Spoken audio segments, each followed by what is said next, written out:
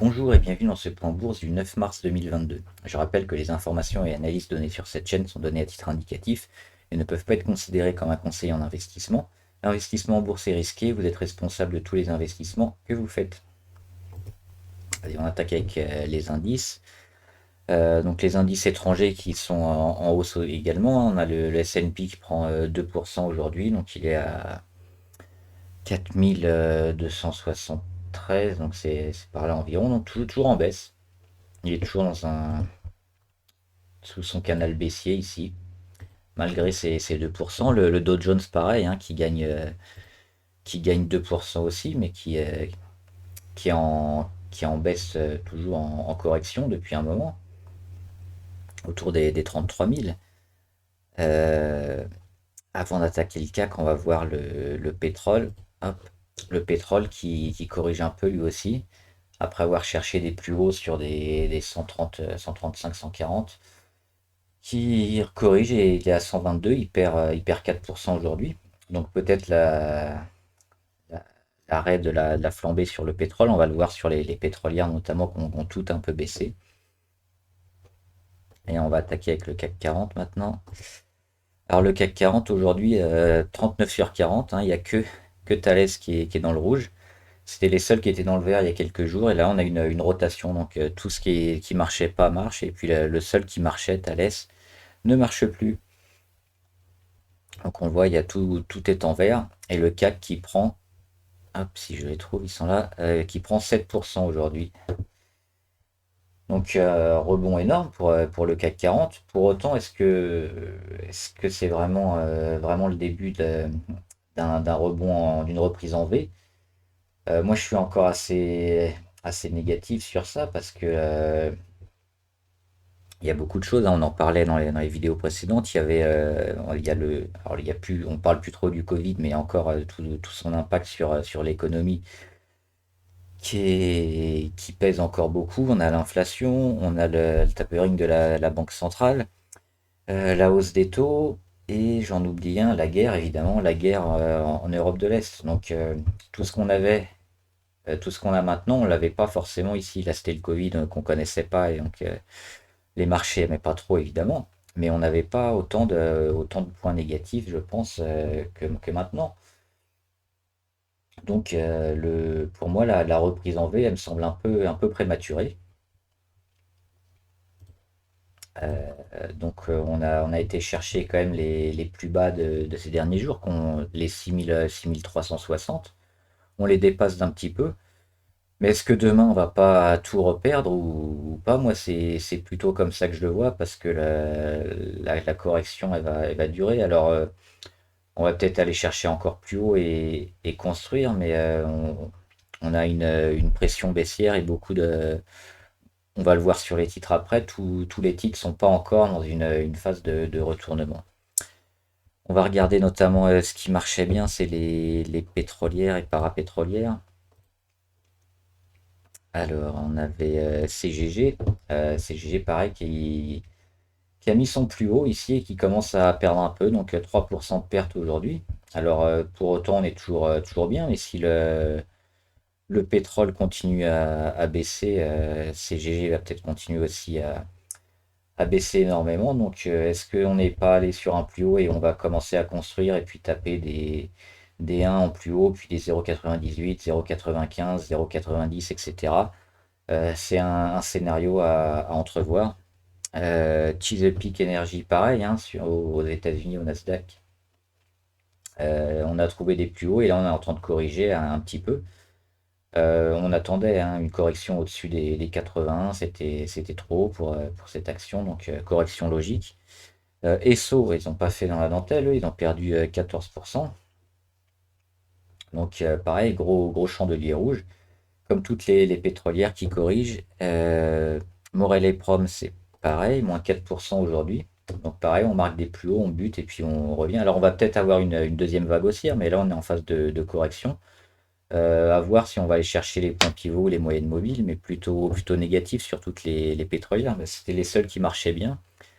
Et là, donc, il y a eu une rotation, donc on a abandonné tout ce qui est pétrolier, parapétrolier, pour revenir sur toutes les actions qui avaient été massacrées ces derniers jours. Et est-ce qu'il nous en reste ici hop, hop, hop. Et Valourec. Valourec qui a un peu de mal, hein, qui bute sur les 10.6. Pour moi, les 10.6, faut vendre. Là, une zone entre 10 et 10.6, ça va être compliqué de revenir là-dessus à court terme. Donc, on va plutôt avoir une phase de correction maintenant.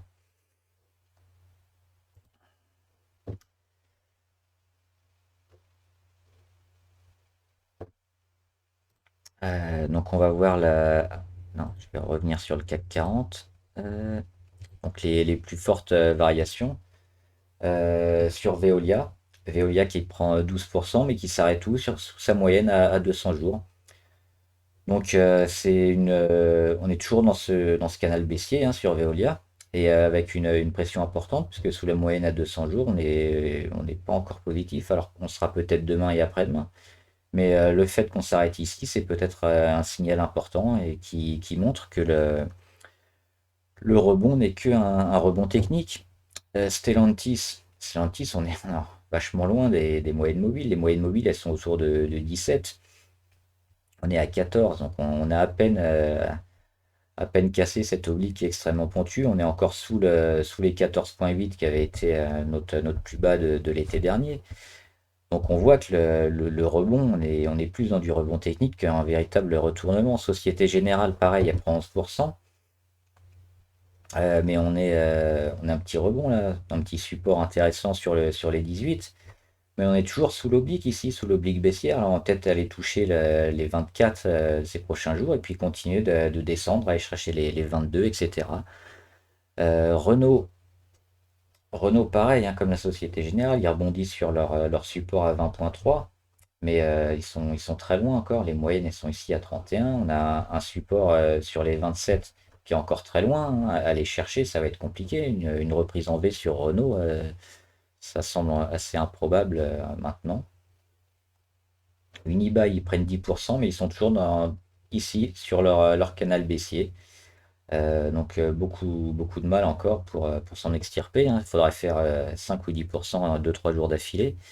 C'est compliqué à faire. STM, on les suit parce eux aussi, ils ont amorcé une correction et on voit qu'on est encore en dessous. Alors on est repassé au-dessus des 34-45. C'est bien, mais ça suffit pas pour vraiment remonter. Il faudra casser ici les 36 et puis aller chercher les 38. Pour l'instant, c'est pas le cas. On est toujours plutôt négatif.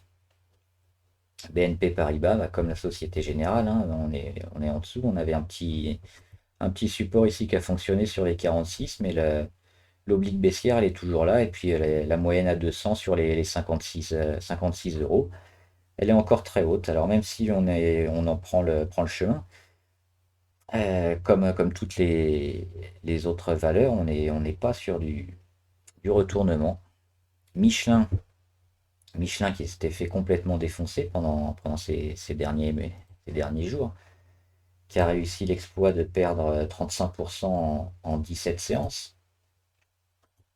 Ils rebondissent aussi, mais ils sont pareil dans un no man's land autour de rien. Et puis pour trouver des supports, c'est assez haut, c'est assez compliqué. Alors au niveau RSI, c'est bien parce qu'on quitte les 30, mais au niveau MACD, on voit que l'inversion, c'est pas faite encore. Donc on a beaucoup de valeurs qui sont dans le même cas de figure. Airbus, pareil, donc ça fait des zigzags. Je vais pas toutes les faire, vous avez compris mon point de vue. On verra ces prochains jours ce que ça va donner. Si les rebonds sont juste rebonds techniques ou si ça amorce un retournement complet. Mais on va suivre aussi ce qui va se passer en Europe de l'Est et puis ce que va dire la Banque centrale et les éventuelles sanctions aussi de la Russie. Tout ça, ça va peser. Euh, à méditer donc et puis à prendre avec parcimonie. Alors il y a évidemment beaucoup à faire en ce moment avec de la volatilité comme ça, mais il y a beaucoup à perdre aussi parce qu'on peut du jour au lendemain refaire -10, donc attention. Voilà, j'espère que la vidéo vous a aidé. N'hésitez pas à la liker et à la partager avec des amis ou des investisseurs que ça puisse aider. Mettez aussi en commentaire les valeurs, toutes les actions que vous suivez, on les analysera ensemble et votre sentiment de marché. Voilà, bon trade, salut!